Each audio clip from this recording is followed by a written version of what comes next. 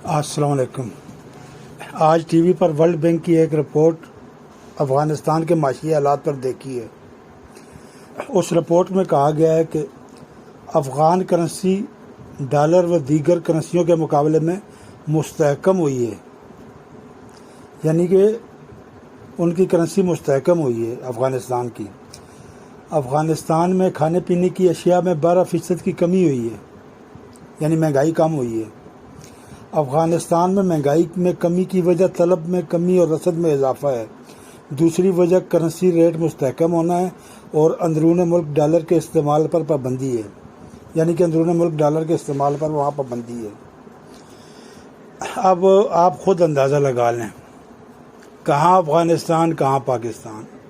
अफ़गानिस्तान जहाँ पर जब से हम होश संभाला है हमने, वहाँ पर जंग लगी हुई है मुल्क में।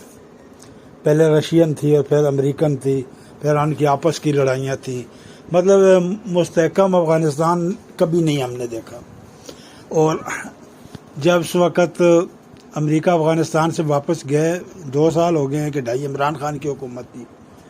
मुझे अच्छी तरह याद है कि इमरान खान भी और वज़ीर ख़ारजा ये शाह महमूद कुरैशी भी और सब पाकिस्तान की हुकूमत बार बार बताते थे अवाम को और अमेरिका को कि इनको आपने अकेला छोड़ दिया तो ये अफ़गानिस्तान अब चलेगा कैसे। ये लोग तो मर जाएंगे, भूखों मर जाएंगे, ये मुल्क कैसे चलेगा अफ़गानिस्तान का। हम तो इनकी इमदाद जो होगा करेंगे, लेकिन ये मुल्क चलेगा कैसे। बार बार यही बात कहते थे। तो हम कैसे, पाकिस्तान कैसे चलेगा। वो तो चल रहे हैं, वो तो मुस्तहकम हो गया है। दूसरे वो बांग्लादेशी हैं, जिनको जब हमने होश संभाला तो बांग्लादेश नामंजूर के नारे लगते होते थे। फिर बांग्लादेश बन गया। बांग्लादेश बन गया तो सारे यहाँ पर जो आम आवाम कहती थी अच्छा हो गया, बांग्लादेश बन गया। क्यों भाई, अच्छा क्यों हो गया बन गया? इसलिए कि वो आबादी हमसे बहुत ज़्यादा थे और वहाँ पर पैदा भी कुछ नहीं होता। बांग्लादेश में सिर्फ समुंदर है, कुछ भी नहीं है वहाँ पर पैदा भी कुछ नहीं होता। रकबा कम है, आबादी ज़्यादा है और वो हम कमाते थे वो सारा कुछ खा जाए, बंगाली खा जाते। आबादी ज़्यादा है उनकी, तो अच्छा वो हमसे अलग हो गया, अब हम तरक्की करेंगे बहुत ज़्यादा। तो आज वो बांग्लादेश जो इनसे अलग हुआ है वो पाकिस्तान से आगे है, वो बल्कि बहुत आगे है।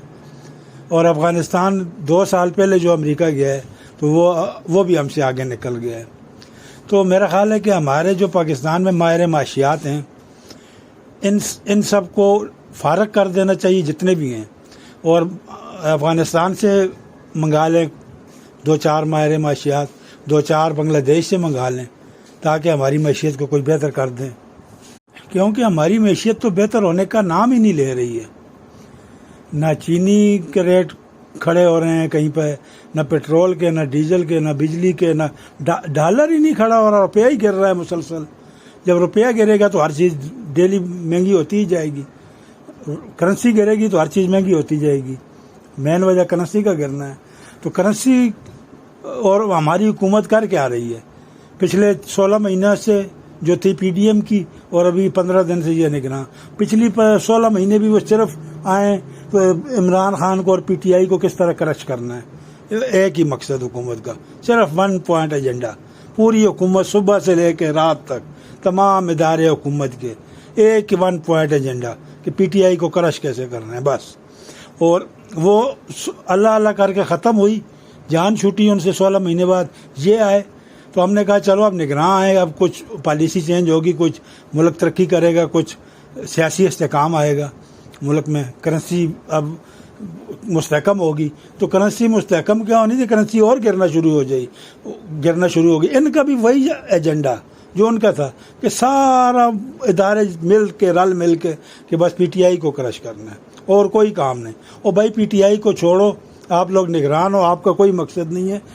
जब पता नहीं कितने अरसे के लिए हो, 3 महीने हैं, 6 महीने हैं, 6 साल हैं, जितना भी है लगाने हैं लगाओ, मुल्क के लिए कुछ करो। ये जो डॉलर ऊपर जा रहा है, करेंसी गिर रही है, इसको पकड़ो, इन लोगों को पकड़ो, चीनी के ज़ख़ीरा अंदोज़ों को पकड़ो, डॉलर के ज़ख़ीरा अंदोज़ों को पकड़ो, डॉलर जो बैंकों ने भी रखे हुए हैं अपने पास डॉलर, उसको भी उनके ख़िलाफ़ भी कार्रवाई करो। इसहाक डार ने भी कहा था मैं करूँगा, उसने भी कोई कार्रवाई नहीं की। बैंकों के ख़िलाफ़ कार्रवाई करें जो डॉलर से पैसे बनाते हैं इन दिनों में, जब ये करेंसी डिवैल्यू होती जाती है मुसलसल। तो और बाहर जो है दूसरे हंडी का कारोबार करने वाले, इन पे भी करें गैर कानूनी, जो जितने डॉलर की जहाँ भी जमा किए हुए हैं, भले सियासतदान हैं, ज़्यादा डॉलर आपको मिलेंगे पीपल्स पार्टी वालों के पास और नून लीग वालों के पास।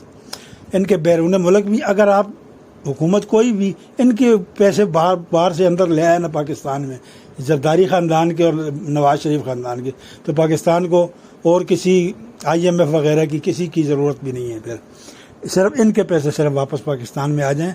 इन लांचे भर भर के गई हैं जरदारी ख़ानदान की और नवाज शरीफ ख़ानदान के भी, इनको अंदाज़ा भी नहीं है दोनों को कि कितनी दौलत इनकी बैरून मुल्क है। और पाकिस्तान में ऐसा कोई कानून भी नहीं है।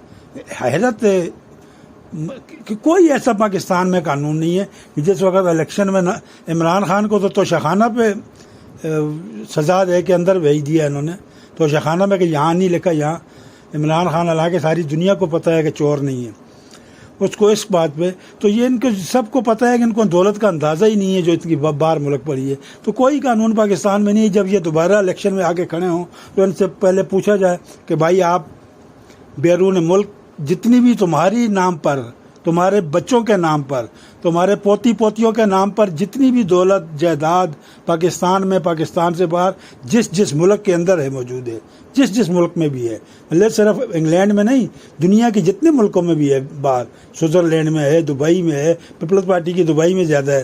तो जिन जिन जगहों पर ये सब की है पीपल्स पार्टी की, इनकी, इन सब से कहें कि भाई पहले तो वो यहाँ पर लिखो, फार्म में लिखो, यहाँ पर नॉमिनेशन में, कि भाई ये हमारी नहीं है, हमारे पोतों की है, हमारे बेटों की है।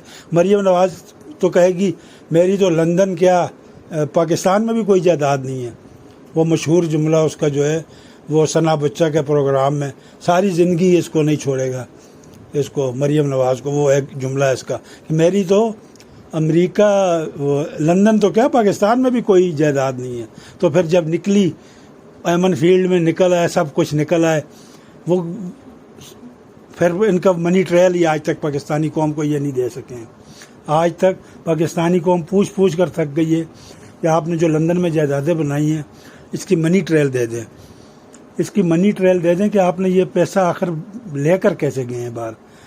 वो इसहाक डार ने जो एफिडेविट दिया था, मशहूर ज़माना एफिडेविट, वो बिल्कुल सच्चा था कि ये पाकिस्तान से हुंडिया वाले इन बंदों को, उनके अकाउंट को ला के जाली, उनके ज़रिए इन्होंने पैसे, डॉलर, सारे करेंसी बाहर स्मगल की। तो अदालतें तो अब इनसे नहीं पूछी, इन्होंने कानून ही तब्दील कर दिया है वो नेब का, कि आप जो है बेनामी की कोई वो नहीं है कि आपके बच्चों के नाम पर कोई भी आप कर सकते हो। मतलब इन्होंने कानून ख़त्म ही कर दिया है, नेब में से वो निकाल दिया है।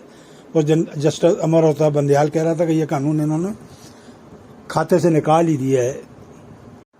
अब कोई गैर ममालिक में जायदादें बनाएगा, दौलत बनाएगा बच्चों के नाम पर अपने रिश्वत के पैसों से, तो वो नेब को साबित करना पड़ेगा। पिछले कानून में तो खाली उनको साबित करना था कि भाई आपने ये आमदन से ज़्यादा असासे आपके हैं, तो ये असासे आपने कैसे बनाए। मतलब ये कानून एक बनाया था रिश्वत पकड़ने के लिए, अगर असासे आमदन से ज़्यादा हैं, आपकी इनकम इतनी है, असासे उससे बहुत ज़्यादा हैं, तो आप बताएं भाई आपके पास ये इतने असासे कहाँ से आए, उसको बताना होता था। जिसके बाद असासा निकल आता था कि भाई ये असासा है, और इनके पास असासा निकल आया था कि भाई ये असासे हैं, मौजूद हैं, तो ये असासे हैं, इनका आप बताएं आपके ये असासे आपने कैसे बनाए। ये असासे एमन फील्ड के निकल आए हैं, अब आप बताएं कि ये आपने कैसे बनाए। वो नवाज शरीफ साहब के ये हैं जनाब, वो ज़रा कौमी असम्बली में ख़ताब और स्पीकर को पेश करना, और फिर कौम से भी ख़ताब किया। और फिर जब सुप्रीम कोर्ट ने कहा कि जनाब वो हमें बताएं कि कौन से वो ज़रा हैं जिनसे आपने ये फ्लैट महलात ख़रीदे हैं लंदन के, तो वो कहा जनाब वो तो एक सियासी बयान था इसका, नवाज शरीफ का। भाई सियासी बयान क्या, सीधा बोलो कि झूठा, सियासत को झूठ ही बना दिया ना आप लोगों ने, कि सियासत का मतलब झूठ है। वो झूठा बयान था, कौम से खिताब भी झूठा था, स्पीकर से वो ये कोई जो कागज़ दिए वो भी झूठे थे।